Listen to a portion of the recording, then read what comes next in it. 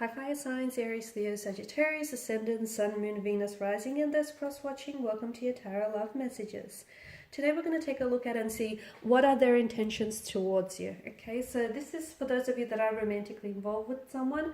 It doesn't necessarily make a difference if you're in a relationship with this person, or even if you guys are just like in some sort of casual arrangement, or if you're just loosely involved with one another. So as long as you do have a person in mind as I do this reading, it shall apply.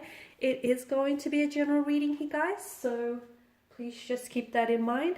If you are after a personal reading with myself, feel free to reach out and inquire. I will list my email just below the video here. So with all of that being said, let's go ahead and get stuck into your reading. So what are your person's intentions for you?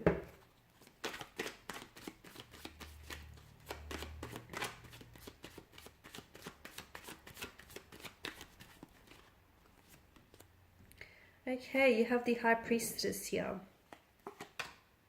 the Eight of Swords here, the Emperor, Strength, but that's come up in reverse and it's sort of focused on the High Priestess, isn't it? You have the Two of Cups here and the Seven of Swords. Okay, we've got some interesting cards here. Now, to begin with the High Priestess, she's definitely urging for you to trust your intuition, okay? So even if you're in a relationship, but if you have any doubts, hesitations or reservations around this relationship, then it's important for you to listen to those intuitive nudges that you get, because they're not just there to entertain you, they're there to guide you, and they're trying to communicate something to you. So for instance, if you feel like you can't trust your partner, or you can't trust what they say, or if you feel like something doesn't add up, maybe it's because a truth is being left out of the equation. So first and foremost, you need to really listen to your intuition when it comes to what is it that they intend for you and for this connection, and what are their motivations. So if you feel like you're only involved with someone because, or if you feel like they're only involved with you because they just want to, it sort of helps pass the time by and it's a good distraction, and if that's what your intuition is trying to communicate, then there may just be some truth to it. So it's very important to listen to whatever it is your intuition he tries to communicate, even if whatever it is it's trying to communicate to you is not something you want to hear. Now, on the flip side of the coin, if you feel really good about this connection, if you trust what you feel, and if you trust that your person's intentions are pure, and their motivations for this connection are pure, then listen to your intuition as well. Tap in and chew in, because again, your intuition is trying to confirm to you that, yes, this is a good thing, and yes, this is something that you should, commit to. So whatever your intuition is saying, and, you don't all have the same intuition, you clearly are not all the same person, and you don't all deal with the same situation. So whatever your intuition is telling you, it's probably right. Now, the Eight of Swords here, there's definitely a stuckness. I don't know that this person, for some of you, you are involved in a friendship, and you're seeing this person is a friend, but you want them to become something more, right? You see them romantically here, but I feel like there's someone here that holds back. Maybe they don't necessarily see what you see, okay? Maybe they're scared to move forward romantically, and this is especially for those of you that are involved in a friendship and you want to turn things romantically, okay? You want for romance to blossom within that friendship. I feel like your person is scared to move forward. They are scared to jeopardize the relationship, the friendship here. So if you do go romantic with them, they're scared if things won't work out. It's not that they're preempting the worst. They're just being realistic about it. What if it doesn't work out? What will that do to your relationship? Will it jeopardize your relationship? Will that mean things become really uncomfortable to the point where the two of you just fade out and no longer speak to each other?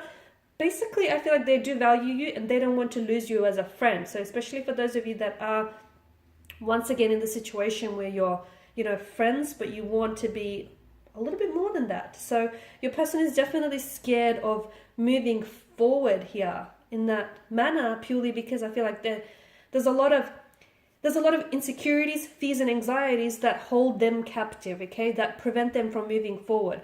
There's also that insecurity or anxiety over losing you as a friend, or jeopardizing that friendship. And they're also not sure how the two of you would pair romantically here.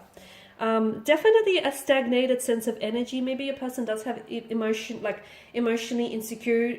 They're emotionally insecure, so insecurity issues. Because I feel like you're not necessarily like, to me, it feels like the growth of this connection is stunted. It's stagnated. It's not moving. And that's because your person's energy is very blocked and it's very reserved and it's very stagnated. But I'm also seeing that there is, because of the blindfolds here, are you not seeing the situation for what it is, or are they not seeing all the potential that this connection has? So someone within this connection, be it you or them, is not seeing something, okay? They're not seeing something. Maybe you're not seeing the red flags.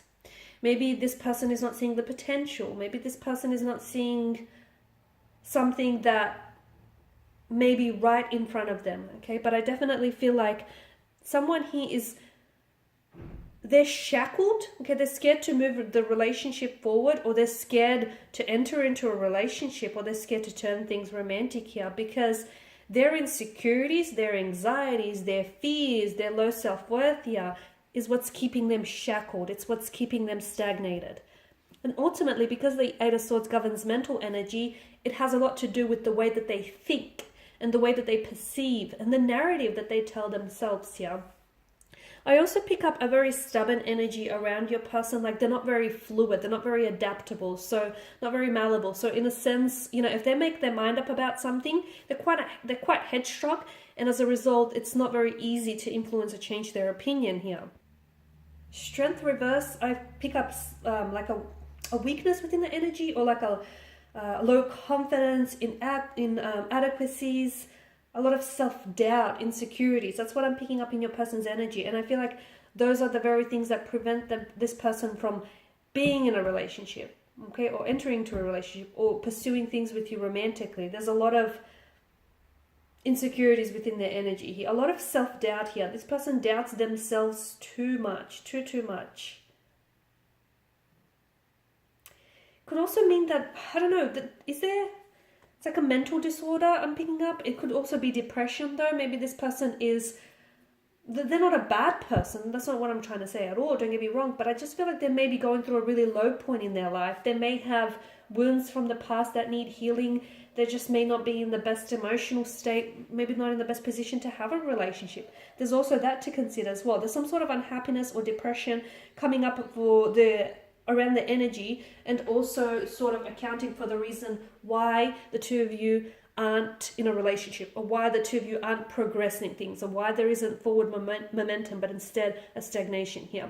Maybe the two of you are better off as friends. Maybe it's better for you to build this connection, like to stay friends and then slowly build on that and see where it takes you. Because I do get really low self-doubt here with the energy. Now, the Seven of Cups, not the Seven of Cups, the Seven of Swords here also. This is like, there's something going on here. You got the 7 and the 8. I don't know if there's miscommunication, there's misunderstandings. I don't know if there's a deception or a disloyalty here, a lack of a lack of faithfulness here. There's something fishy going on here. Because often this card does like denote betrayal and deception here, but it could also be lies, trickery, scheming here, sneakiness here. Maybe this person is going about things in a very sneaky way here. Maybe this person is trying to escape a problem here that he or she is facing, or that the two of you are facing, without necessarily dealing with the problem. It could be that as well. Maybe this person feels like they've gotten away with something, but they haven't, and something here is going to catch up with them. This is what I feel. So maybe they're not being dishonest with you. Maybe they're being dishonest with themselves here. There is something about... I just feel like I can't quite put my finger on it. There's something here that it feels a little bit like they're a little bit of a tricky kind of energy. There's something going on with them. And I feel like either they're not being entirely honest with you, or they're not being entirely honest with themselves here. Okay, guys. And this is your reading. Thanks for watching and listening. Please show your support by subscribing to the channel, liking, sharing, commenting. I'll be sharing with you more tarot love messages, so feel free to stay tuned and check out the other videos on my channel. Thanks again for all of your support. Those of you interested in a personal reading, feel free to connect. Bye for now.